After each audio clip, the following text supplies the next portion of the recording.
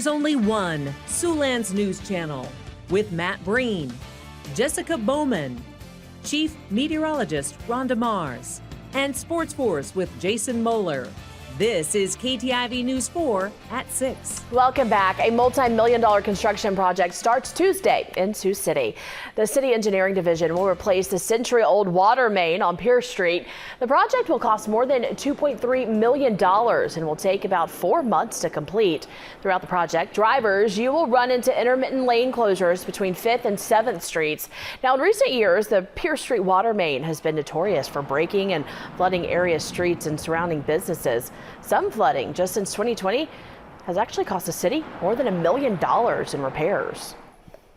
We have flooded out the Orpheum and the library, I want to say 3 times in the last 3 years. The expenses on that everybody's incurred and inconvenience has been problematic, so we are getting this replaced. So it is a major inconvenience, but it has to be done to get this water main replaced. Like I said, it's 100 years old. Businesses on Pierce Street, such as the Sioux City Library, Security National Bank, and the Orpheum Theater, will remain open during construction. Well, that's not the only construction project taking place in Sioux City this summer. There are actually 3 other projects set to get underway in the next week or so. Another water main replacement project will start June 1st in Riverside.